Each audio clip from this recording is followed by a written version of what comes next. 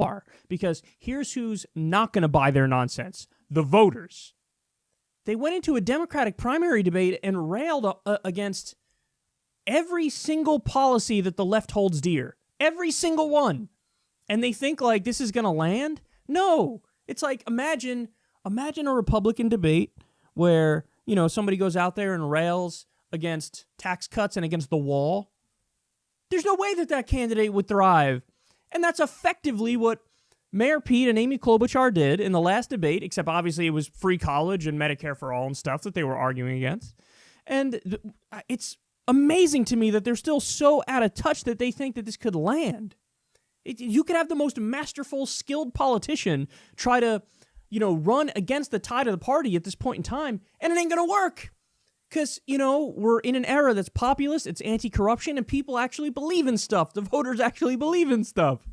So they were the biggest fails by far, but it's amazing to see the gap between how they did and what the media is reporting. And that's why, honestly, I shouldn't even be complaining, because that's why this show is a show that people watch. It's because they're so tired of being force-fed a narrative when you turn on mainstream media. Now, that doesn't mean that I'm perfect or I'm fully objective or whatever the case is. I'm not trying to toot my own horn here. I'm just saying they're so bad that all I have to do is not, clearly suck, and this show will grow and people will like this show. And also the other difference is I'm upfront and I'm honest with my opinion. They won't tell you that they're corporate centrist neoliberals to their core, even though they are. I'll tell you, yes, I consider myself populist left, a social democrat. I'm a supporter of Bernie Sanders. I let everybody know what my beliefs are up front, so you can't turn around and be, well, he's biased. Biased? No, I'm giving you my exact opinion up front. There's no unfair, I'm not playing hide the ball with my ideology, and it's not like an unfair tilt in a certain direction. I'm telling you up front what my beliefs are. So there's a degree of honesty that you're never going to get in corporate media, because they're honestly trying to say that, oh, no, yeah, definitely, Mayor Pete and Amy Klobuchar, objectively did a good job.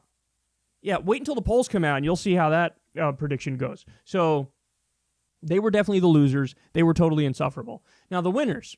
One of them is, I already mentioned this in my initial debate thoughts, but I'm convinced on this, and then one of them I changed up. So the one who I changed up is I originally didn't like the way Yang performed, but I realized when I watched it over again, that was just because I disagreed with some of the stands that he was making.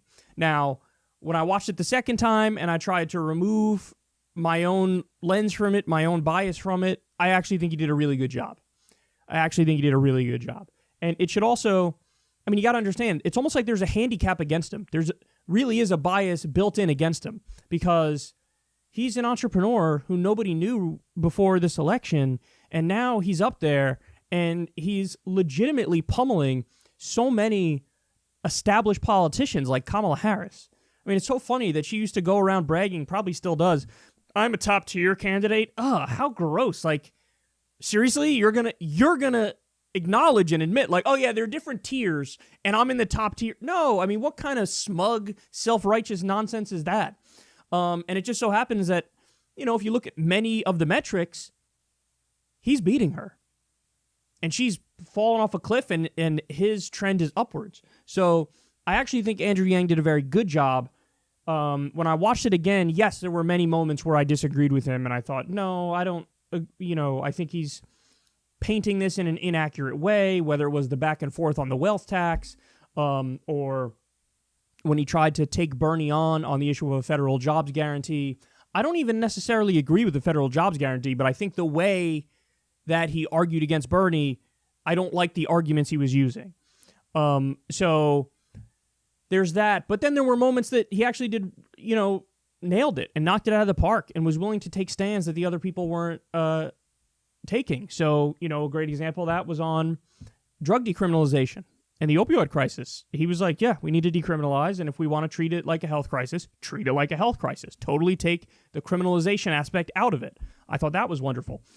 So I think that Yang was one of the winners of the night. How much that will reflect in the polls, I do not know. I don't know. It seems like this election's already been going on for a long time, and I don't know how big of a bump he could possibly get this late off of one debate performance, and who knows how many people even watched the debate. So, but I do think he's a winner. I think he performed one of the best on stage for sure. Now, the other winner is Bernie. Now, in the case of Bernie, I told you guys he didn't get to speak that much. He really didn't. It seemed like they were ignoring him on purpose. But when I watched the debate the second time, it was crystal clear to me that every time he spoke, he nailed it. Every time he spoke, he was succinct. He was to the point. Now, I do think it's a fair argument to make that, okay, well, he did well, but the strategy is still wrong. I think that's a fair point to make. Why? Because at this point, yes, I do think that you need to draw clear distinctions with Elizabeth Warren, and he's still not doing that. He's still not doing that. It's still, the dynamic on stage. Regardless of what their actual policies are off stage, the dynamic on stage is Bernie Sanders and Elizabeth Warren versus everybody else. I mean, that's the dynamic. That's how they're presenting themselves. So that you're doing a little bit of a disservice there because you're letting her, piggyback off of the movement you created. You're letting her kind of say, yeah, me too. There was one time in the debate she literally said, oh, me and Bernie already agreed to this. And it was talking about money in politics, talking about not taking big donor money. You're kind of letting her get away with some misleading stuff there because there are differences, for sure. Originally she said she's going to raise big money in the general election. Then she switched that to, no, I'm not going to take big money in the general election now because, the left was all over her about that. And then she flipped again to, I'm not going to raise big money in the general, but I will raise big money for the party. Well, effectively the same thing, because then the party could take the money and then funnel it back to you. And also, she did some sneaky accounting tricks where she raised big donor money in her Senate campaign a few years back, and now she's funneling that money into her candidacy now. Now, they say, oh, Bernie funneled money too. Yeah, but Bernie's money was never raised from big donors. Hers were. There's a giant difference there. So she's getting away with, defining herself as like Bernie, and that's not good. That's not good. So you could say, hey, Bernie's strategy isn't good at this moment because he's not making that clear distinction. I agree with you. But having said that, within the confines of the strategy that he chose to take, I think he did as good as he could possibly do. And there's a lot of evidence for that as well. He had, the night of the debate, he had tens of thousands of donations, individual donations, and they raised $650,000, which was more than anybody. So, by every metric after that debate, and by the way, shockingly, even mainstream media was saying, yeah, he did okay. He did pretty well. Whoa, I'm surprised by that. So there's an amalgamation of stuff that really, verifies that thought in my mind that even though he didn't get to speak that much, he did really well. And there was almost like a perfect storm of things coming together leading into this debate. We got the news that Alexandria Ocasio-Cortez and Ilhan Omar and potentially Rashida Tlaib as well, they've all endorsed Bernie. So now there are headlines that are being run, articles that are being run, where even mainstream media has to admit, okay, well, yeah, she does kind of represent, this new age of Democratic politics. She does kind of represent the future and this new ideology that's ascendant in the Democratic Party. So it is kind of a big endorsement. So you have articles about that. They're admitting that. You have the fundraising numbers, which are awesome. You have pundits who are saying, yeah, he did a really solid debate performance. You have the fact that he looked really healthy and sounded really healthy. And in the previous debates, that wasn't necessarily the case. And then you also have, he really did hit Joe Biden with some sick burns. He really had some standout moments. So, yeah, I think the big losers are Klobuchar and Mayor Pete. The big winners are Bernie and Yang. And then here's the thing about everybody else, flatlining. So there's an argument, though, that that's all some of them had to do, which is an interesting argument.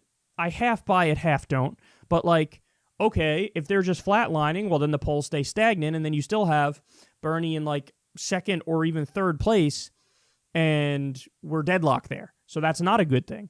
But, yeah, I think Elizabeth Warren, she had a flat performance. Not much stood out to me except some awkward moments with Biden where she didn't pounce.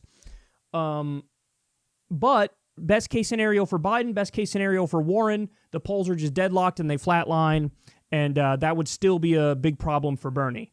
But we have to wait and see what the results are in terms of the polls coming out about this debate afterwards. And, it is what it is, man. But he's definitely fighting really hard. He's definitely doing a solid job.